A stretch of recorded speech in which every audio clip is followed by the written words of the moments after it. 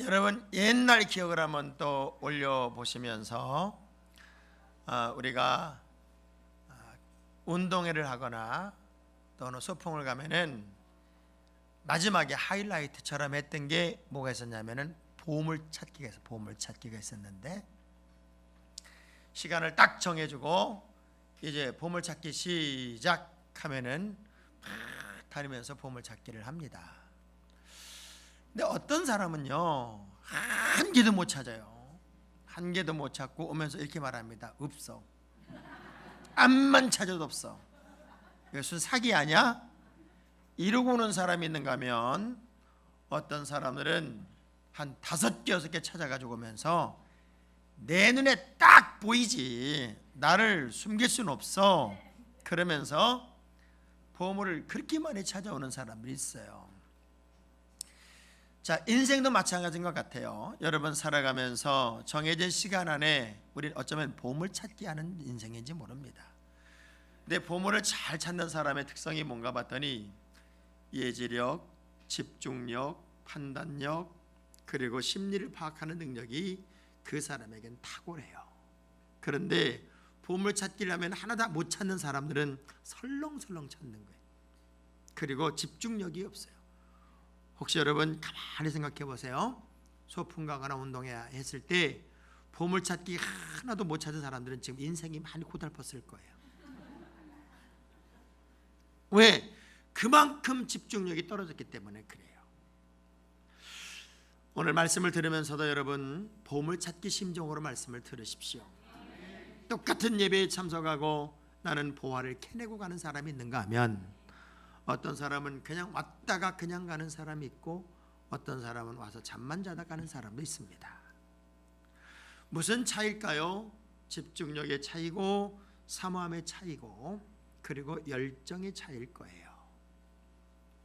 우리들이 자주 쓰는 이야기 중에 이런 말이 있어요. 나 할 만큼 했습니다. 나 정말 누구보다 더 열심히 했고요. 노력할 만큼 노력했다고요. 나보러 얼마나 더 하라고요. 나는요 더 이상 못해요. 자, 이렇게 말하는 사람들의 공통점이 뭔 줄 알아요?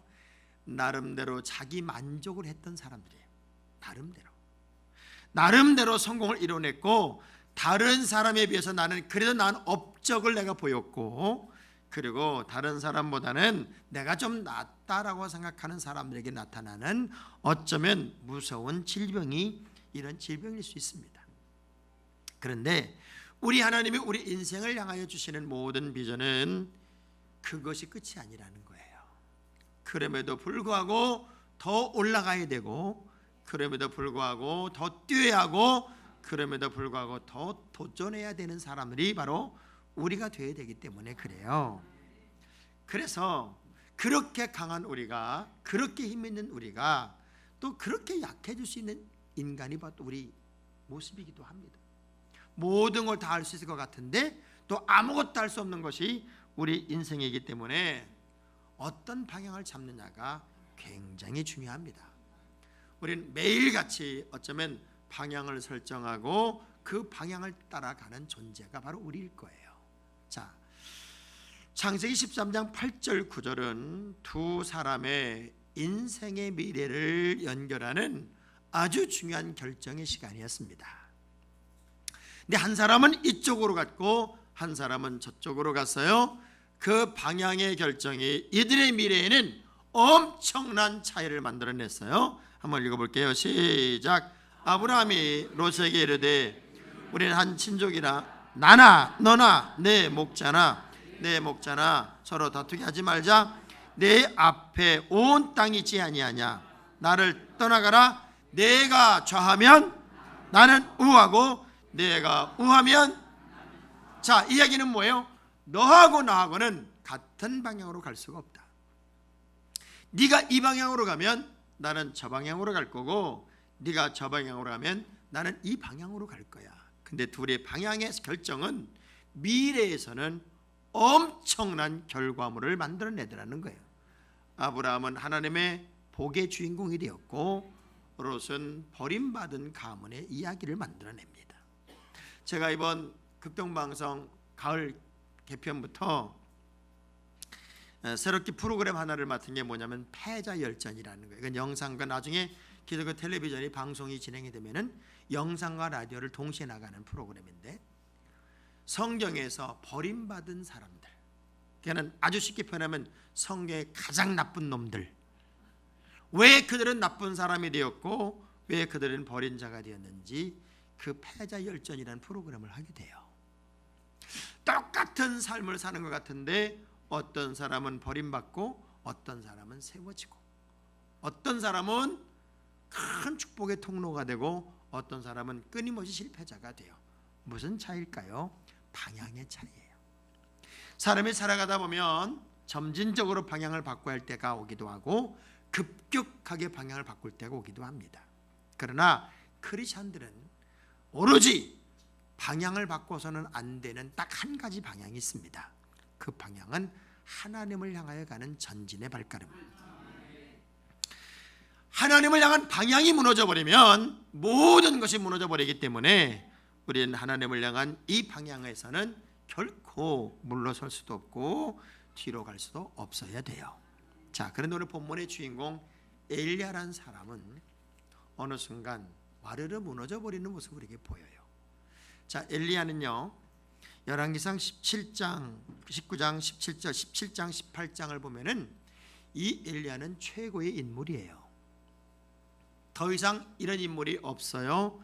이렇게 강하고 이렇게 힘있고 이렇게 능력있고 이렇게 열정적이고 이렇게 승리를 만들어낼 만한 사람은 지구상에 없을 것처럼 보여요. 왜냐하면 기아 속에서 3년 넘는 가뭄을 해결한 사람이 엘리야예요. 먹을 게 없어 죽어가던 한 여인의 가정에, 사르반 여인의 가정에 가서 음식을 만들어낸 사람이 엘리야예요. 갈멜산에서 불을 떨어지게 하고 850대 1의 싸움을 승리로 만든 사람이 이 엘리야예요. 어느 것 하나도 이 사람에겐 어려움이 없어요. 문제가 문제일 수 없어요. 다 승리를 만들어가요. 승승장구의 시간을 살았던 엘리야, 어느 누구보다도 강하고 힘있고 능력이 있었고 누구한테도 지지 않았던 사람. 이 사람이 이제 당연히 박수를 받아야 되고 당연히 인정을 받아야 되고 당연히 칭찬을 받아야 하는 그 환경에 무언가 상처받는 사건이 벌어져요. 저거 죽여버리자. 당연히 이제는 완벽한 승리를 이뤄냈다고 했던 상황 속에서 저 엘리야를 죽여라 하는 이세벨의 이야기 하나를 듣고 속수무책으로 무너져 버립니다. 와르르 무너져 버립니다. 그리고 거의 50km를 걸어서 그는 터덜 자기만의 길을 걸어가기 시작해요. 그런 그를 찾아가 하나님께서 던진 질문이 오늘 본문의 질문이에요. 야, 넌 여기서 뭐 하고 있어? 너 지금 여기에 왜 있어? 어쩌면 나름대로 난 최선을 다했고 누구보다 더 열심히 살았고 누구보다 더 최선을 다했고 누구보다 많은 업적을 남겼고 누구보다 최고의 일들을 감당했는데 인정받지 못할 때 느끼는 그 상실감이라는 게 얼마나 클까. 그래서 그는 와르르르 무너져 버렸어요. 저는 오늘 여러분들이 내 자리를 잃어버린 채 와르르 무너져서 다 하기 싫습니다. 이것도 하기 싫고 저것도 하기 싫어서 나만의 고립된 나만의 시간을 갖고 싶어서 축 처져 있는 그 인생을 찾아가 하나님께서 여러분에게 던지는 질문, 너 여기서 뭐 하고 있어? 너 여기 왜 여기 있어? 이 질문에 우리 스스로가 대답할 수 있는 시간이 여러분의 시간이 되기를 주의 이름으로 축원합니다. 사람은 70%가 물로 수분으로 구성되어 있다고 그래요. 그런데 요즘에 나온 음료수 중에 2%라는 음료수가 있어요. 2%. 몇 프로? 2%. 그 음료수가 어떤 의미예요? 2%만 몸에서 수분이 부족해도 인간은 심한 갈증을 느낀답니다. 그래서 심한 갈증을 느낄 때 먹는 음료가 2%라. 그래서 2%라는 걸 만들어낸 거예요. 야, 마케팅이 기가 막혀요. 사람의 몸에서 수분의 5%가 빠지면 혼수 상태에 빠지게 되고 몸에서 12%의 수분이 빠지면 사망에 이른대요. 그러니까 여러분, 우리 몸이 수분이 많은 거 정말 감사해야 되고, 물을 마실 수 있는 거 감사해야 되고요. 하여간 촉촉하게 사는 거 감사하셔야 돼. 옆 사람 봐봐요. 메말랐는지 촉촉한지. 부족함을 느낄 때는 그 부족을 채워야 하는 거예요. 그래서 너 왜 여기 있어? 왜 주저앉아서? 너 왜 아무 일도 안 하고 있어? 네 갈 일이 여기가 아닌데, 네 자리가 여기가 아닌데, 이 질문 속에는 하나님의 의도가 있어요. 어떤 의도가 있냐면, 야, 그래도 낙심하면 안 되지. 따라합시다. 그래도 낙심하면 안 되지. 우리의 문제는요, 너무나도 화려함에 길들여져 있다는 거예요. 늘 박수를 받아야 하고, 인정받아야 되고, 그리고 높여져야 되고, 세워져야 되고. 그래서 조금만 어려움이 생기거나 문제에 부닥치면 그 감정의 무게, 자신의 감정의 무게를 짊어질 수가 없는 거예요. 그걸 짊어지고 벌떡 일어나야 되는데 일어나지 못한 채 쭉 처지게 되는 거예요. 엘리야는 어려움이라고 하는 문제를 풀어내는 탁월한 능력을 가졌던 사람이에요. 다른 사람의 문제는 다 풀어줘요. 근데 정작 자기에게 문제가 오니까 그냥 주저앉아 버리고 말았어요. 하나님의 능력을 의지하면 풀지 못할 것이 없는 사람이었는데, 자신에게 이제 됐다, 이젠 완성이야, 더 이상 뭐 어떻게 하라고, 이런 상황이 딱 되는 순간에 그의 마음에 상처가 탁 오니까 그냥 주저앉고 말았단 말이에요. 그래서 하나님의 질문에 대해서 그는 두 번이나 똑같은 대답을 합니다. 무슨 대답을 하냐면, 너 왜 여기 있냐? 너 왜 여기 주저앉아 있어? 너 뭐 하고 있는 거야? 이 질문을 두 번의 질문을 하나님이 하시는데 대답이 똑같아요. 자, 19장 10절 볼까요? 19장 10절 시작.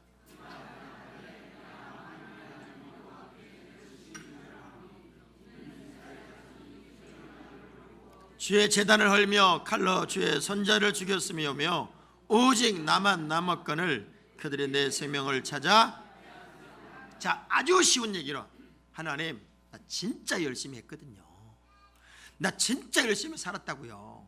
내가 하나님에 대하여 정말 열심으로 헌신했고 봉사했고 노력했다고요. 근데 보세요, 지금 다 나를 떠나갔고요, 다 나를 나쁘다고 그러고요, 다 나를 죽인다고 그러고요, 나 혼자 남았잖아요. 그야말로 하나님, 왜 내가 이래야 되지요? 내가 왜 이렇게 어려워야 되지요? 내가 왜 이렇게 힘들어야 되지요? 저것들이 내 생명까지 뺏으려고 하잖아요. 그리고 하나님에 대해서 막 낙심한 얘기를 하는 거예요. 갈라디아 6장 9절의 말씀을 보면 크리스찬들에게 있어서 절대적으로 있어서는 안 되는 상황들이 뭔가 봤더니 낙심이란 단어. 낙심. 시작. 우리가 선을 행하되 낙심하지 말지니 포기하지 아니하면 때가 이름에. 그럼요, 살아가다 보면 다른 사람이 나를 비난할 때도 있고, 나를 안 알아줄 때도 있고, 내가 했던 일들에 대해서 박수치지 않을 때도 있어요. 자, 문제는 뭐냐? 너무 화려함에 길들여져 있어서, 너무 박수받는 일에 길들여져 있어서, 너무 인정받는 일에만 길들여져 있어서 조금만 마음이 불편하면 주저앉아 버린다는 거예요. 이전에 멍든 데 바르는 약이라는 게 나왔어요. 멍든 데, 멍이 들면 바르는 약이라는 연구를 만드는데 그 약이 대박을 쳤어요. 왜냐하면 선전이 기가 막혔어요. 우리의 경쟁은 계란과 소고기뿐입니다. 그리고 선전한 거예요. 왜? 멍이 들면 다 계란으로 이렇게 비볐잖아요. 계란을 비비고 멍든 데 소고기 붙이면 멍이 사라진다고 해서 소고기 딱 붙여놓고 있었어. 그러니 이 바르는 연고는 경쟁이 소고기하고 계란밖에 없어. 얼마나 우리가 비합리적인 삶을 살았냐는 거예요. 그런데 이 약만 바르면 멍이 사라진다. 그냥 그 약이 불티나게 팔리는 거예요. 왜? 그때는 의도 터지는 게 많아가지고 여자들이 맨날 눈두덩이가 그렇게 멍들어 있었단 말이에요. 지금 시대야 의도 터지는 게 없지만, 여러분, 때때로 우리가 발상의 전환이 필요해요. 멍들 수 있어요. 아플 수 있어요. 문제가 올 수 있어요. 그렇지만 정말 하나님의 위대한 능력을 체험한 하나님의 사람들은 낙심하는 거 아니에요. 옆 사람 악수하면서 절대로 낙심하지 맙시다. 엘리야가 엘리야스러워야 됐어요. 엘리야는 엘리야스러워야 됐는데 엘리야가 엘리야스럽지 않기 때문에 너 지금 여기서 뭐하고 있어? 이 질문을 하나님이 드리고 있단 말이에요. 또 하나, 너 지금 여기서 뭐하고 있니? 너 왜 이러고 있어? 이 이야기는 지금이 너의 믿음을 보일 때잖아. 좋았을 때, 역사를 만들 때, 기적을 만들 때 누구든지 그 믿음은 최고일 수 있다. 그러나 어려울 때, 아플 때, 힘들 때, 지칠 때, 네가 인정받지 못할 때, 마음이 상할 때, 그때가 네 믿음 보일 때잖아. 우리 공부하는 아이들에게 선생님이 이게 누가 물어요. 선생님 쟤는 어때요? 그러면은 쟤요. 쟤 착하긴 한데. 자, 그래요. 그 얘기는 뭐예요? 그 뒷말 안 해도 공부 되게 못해요. 그 얘기예요. 또 직장 다니는 사람에게 저분은 어때요? 그런데 성실하긴 한데 그 다음 말은 뭐예요? 이 일은 지겹게 못해요. 자, 우리가 신앙생활을 어떻게 하고 있냐는 부분을 한번 체크해 보자고요. 저 사람은 착하긴 한데 성실하긴 한데 도무지 본질에서는 떠나 있어요. 이 얘기잖아요. 여러분이 예수를 믿으면서 하나님의 자녀로 살면서 정말 중요한 게 뭔 줄 알아요? 창조적 인생이 돼야 이제는 세상을 이겨요. 사람들은 요즘에 다 앉아가지고 컴퓨터를 하고 인터넷을 하고 핸드폰을 펴서 검색을 합니다. 근데 그런 말이 있어요. 검색만 하는 사람은 창의력이 없어진대요. 지금 핸드폰을 켜가지고 검색하라면 전부 다 이병헌이가 뭔 말을 했다고? 또 판결 어떤 일이 벌어졌다고? 다 사실 이야기만을 검색하고 있어요. 그것도 본 얘기 또 보고 본 얘기 또 보고. 근데 가장 멋있는 사람은 사색하는 사람이라는 거예요. 창조적인 사고방식이 필요하다는 거예요. 근데 뭔가 마음이 와르르 무너져 버리니까 만사가 귀찮아졌어요. 자, 보세요. 지금 850명과 싸워서 갈멜산 승리를 이뤄낸 사람 엘리야는 어디로 가요?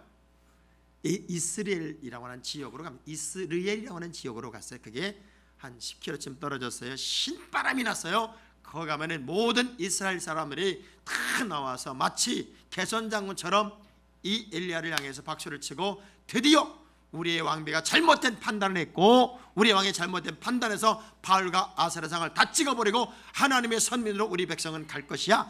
그래서 엘리야의 승리를 환호하고 축복하고 감격하며 박수 칠 줄 알았거든요. 가보니까 썰렁해요. 그리고 소식이 들려와요.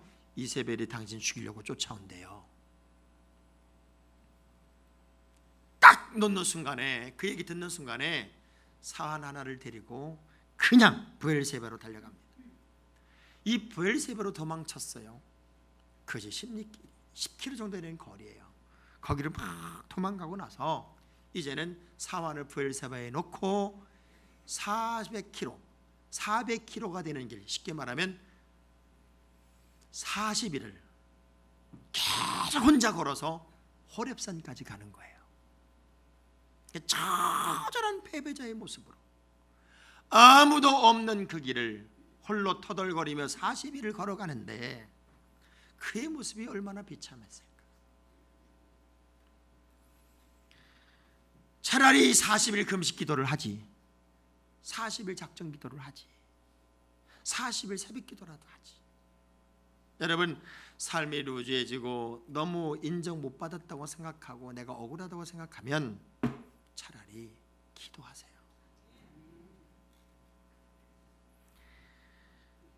성경에 나오는 이 브엘세바는 신앙과 비신앙의 경계선이었어요. 언제나. 그래서 브엘세바 밑으로 가면 비신앙적인 것이었고 가나안을 떠나는 것이었고, 브엘세바 우쪽으로 가는 것은 신앙을 쫓아가는 길이었어요. 그런데 이 엘리야는 브엘세바에 사원단 남겨놓고 400km를 40일을 걸어서 호렙산으로 그냥 걸어서 가는 거예요. 사역에 지쳐 아무도 없는 곳에서 나만의 자리에서 조용히 좀 살고 싶다, 어느 날 여러분 그런 사람, 그런 유혹이 여러분에게 찾아올지 몰라요. 누군가에게 오해를 받았다고 여길 때, 누군가 때문에 마음이 상한다고 여길 때, 누군가 때문에 나는 아프다고 여길 때, 내가 이만큼 노력했는데 인정받지 못한다고 여길 때, 다 사람 필요 없다. 그죠? 나 혼자 조용한 데서 조용히 예수 믿을래. 이게 여러분 얼마나 여러분의 인생을 망가뜨리고 파괴하는 심각한 질병인지 모르시지요? 사람은 다 자기식의 생각을 가져요. 우리가 어떤 방향을 설정하느냐가 여러분의 미래고 여러분의 장래라고 그랬습니다. 좋은 결정을 하는 게 중요한 거다, 그 얘기예요. 제가 인간의 시각이 얼마나 다른가를 이제 아주 풍자적으로 표현한 개그 콘서트에 현대 레알 사전이라는 프로그램이 있더라고요. 현대 레알 사전이라는 프로그램을 보니까 이런 질문에 남자친구에게 백화점이란, 또 여자친구에게 백화점이란, 그래가지고 정의를 내리는 거예요. 남자친구에게 백화점이란 그랬더니 여자친구 손잡고 가는 해병대 캠프, 이렇게 돼 있어요. 이 얘기는 뭐냐면 여자친구 손잡고 백화점에 가면은 하루 종일 돌아다니게 되고, 그리고 그냥 다리가 아파도 쉴 수도 없고, 여자 비유 맞추려고 모든 매장을 다 헤매고 다니니까 수시간을 백화점을 헤매고 다니게 되니까 얼마나 힘들겠냐. 해병대 캠프다. 그랬더니 그럼 여자에게 있어서 백화점이란 그랬더니 또 이런 대답을 했어요. 남자 돈으로 치유되는 힐링 캠프장. 말만 하면 돈이 다 나와. 물건만 골라내면 그냥 계산이 자동으로 돼. 인생의 모든 것이 힐링되는, 우리 교인들 부부하고는 아무 관계없는 얘기 같아요.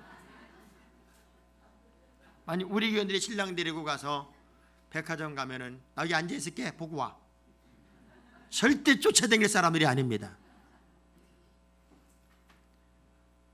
사람은 다 자기식으로 생각을 해요. 다 달라요. 그래서 이 엘리야의 마음속에 사람들이 두는 이 말 한마디가 엄청난 데미지가 됐어요. 엘리야는 사람의 말을 들을 사람이 아니었어요.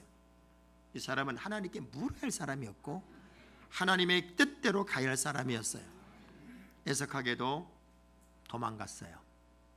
가장 중요할 때, 믿음을 보여야 할 때 도망가더라고요. 예수님의 12 제자가 예수님 십자가를 지는 가장 중요한 때에 예수를 모른다고 배반하고 부인하더라고요. 힘들 때, 억울할 때, 지치고 위로받고 싶을 때 오히려 우리의 믿음을 제대로 보여야 할 때예요. 그게 주님이 원하는 거예요. 엘리야야, 네 믿음 좀 보여줘봐.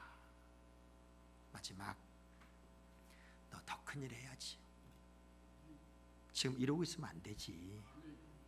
그 사람 말에 몰입하고 상처받은 것 때문에 억울하면 안 되지. 더 큰일 해야지. 어제 장학일 목사님 생일이었어요.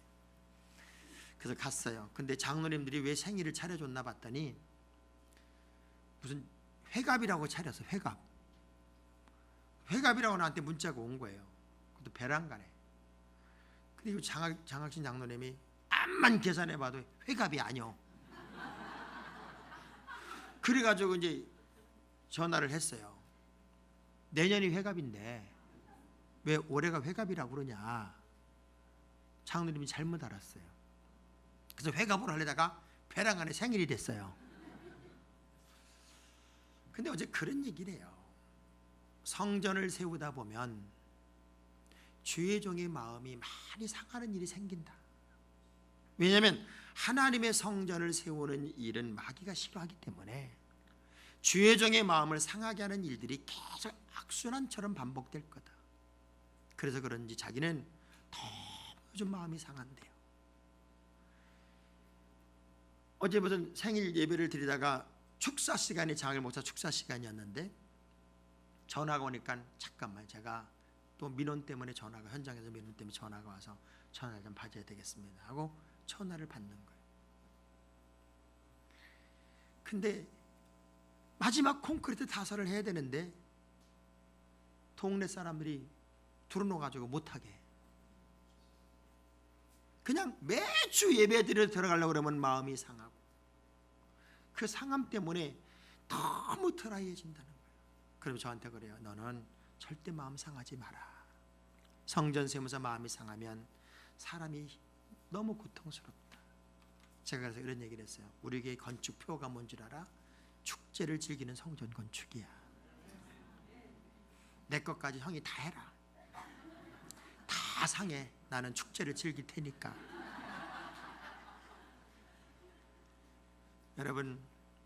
여러분도 마음이 상하지 마세요. 저도 상하지 않을게요. 엘리야는 마음이 상한 거예요. 마음이 상하니까 더 큰 일을 해야 할 사람이 주저앉아 있어요. 하나님께서 그래도 그를 호렙산으로 인도한 이유가 뭘까요? 거기 호렙산은 하나님의 현연이 있는 장소였어요. 막 벼락 소리가 나고 천둥 소리가 나고 하나님의 임재가 막 일어납니다. 그래서 하나님이 두 번의 질문하는 장면이 어디냐? 호렙산에 딱 도착했을 때 엘리야에게 호렙산 그 동굴 앞에서 이런 질문해요. 너 왜 여기 있어? 너 여기서 뭐 하는 거야? 그랬더니 똑같은 얘기를 해요. 내가 열심히 막 컸는데 다 나를 버리고서 나만 남았다고. 저놈들이 날 또 죽이려고 그런다고. 그 하나님의 임재가 막 일어나요. 그래서 하나님의 역사를 보여준 다음에 동굴 한가운데 또 주님이 말씀하세요. 너 왜 여기 있어? 똑같은 얘기를 해요. 내가 열심히 특심하였는데 저놈들이 나를 그래가지고 내가 나만 혼자 남아가지고 저놈들이 나를 죽이려고 그랬는데 여기 왔다고. 지금 엘리야는요 앵무새처럼 똑같은 얘기를 반복하고 있습니다. 사람이 마음이 한번 상하면 그 상함에 관한 이야기를 계속 반복하는 거예요. 억울하고 속상하고 이것을 못 넘으니까 근데 하나님의 임재를 딱 보여준 다음에 똑같은 얘기를 하고 있는 이 엘리야에게 이렇게 말합니다. 열왕기상 19장 15절 16절의 말씀을 한번 볼까요? 시작.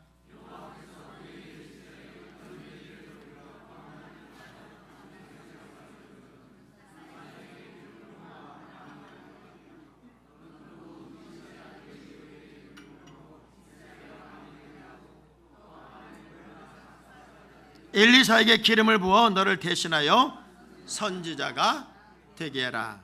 뭐래요? 야, 그런 소리 말아라. 너를 위하여 7,000명을 내가 남겨놨고 너를 대신할 선지자까지 남겨놨어. 왜 혼자라고 그래? 너 절대 혼자 아니야. 그리고 너 가서 일해야 돼. 지금 너는 여기 있을 사람이 아니야. 하나님의 거룩한 사람으로 다시 일어나야지. 여러분, 우리의 자리는 거룩한 주의 일을 해야 하는 자리예요. 여러분의 주저앉아 있을 자리가 아니란 말이에요. 요즘은요 자동차도 심장을 2개 달고 태어납니다. 하이브리드 자동차라는 건 전기 심장하고 가솔린 심장을 2개 같이 가지고 있어요. 그래서 어떤 때는 가솔린으로 가고 어떤 때는 전기로 가요. 우리가 한류와 난류가 만나면 최고의 황금어장이 된다고 그러잖아요. 여러분, 고난과 하나님의 뜻이 만나면 더 역사를 만들어요. 이게요 젖은 땅이 말라야 더 단단해지는 거거든요.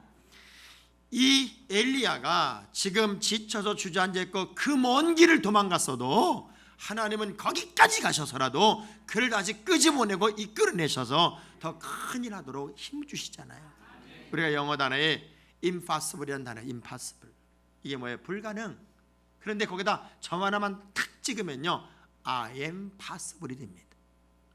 할 수 없어요가 나는 할 수 있어요가 되고요.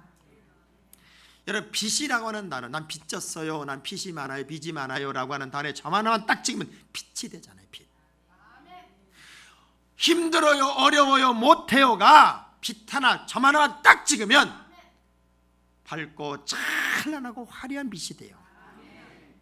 나는 못해요, 어려워요, 할 수 없어요 그렇게 말하는 그때가 어쩌면 우리가 더 큰 일을 해야 할 때고 더 일어나야 할 때가 아닐까. 성전을 장사하는 소굴로 만들었을 때 예수님께서 성전을 정하시면서 왜 성전이 기도하는 곳이 돼야지 장사하는 소굴이 됐느냐. 우리가 가장 삶이 지치고 어려울 때는 기본으로 돌아가라는 거예요. 기본 원점으로 돌아가라는 거예요. 그 원초적인 원점의 자리로 돌아가야 다시 하나님이 기뻐하는 모습으로 일어날 수 있지요. 여러분이 오랫동안 예수 믿은 게 무슨 나 알아달라고 믿은 거 아니잖아요. 또 나 인정해달라고 믿은 거 아니잖아요. 어떻게 하나님의 큰 일을 이루어 갈까를 위해서 내가 하나님 앞에서 일어난 거 아니냐고요. 주님이 기뻐하는 일이 무엇일까? 하나님께 영광이 돌리는 일이 무엇일까? 현재가 아무리 어렵고 현재가 아무리 억울하고 현재가 아무리 사람들에게 손가락질 받는 환경이라 할지라도 우리는 가야 할 길을 가는 거예요. 해야 할 일을 하는 거란 말이에요.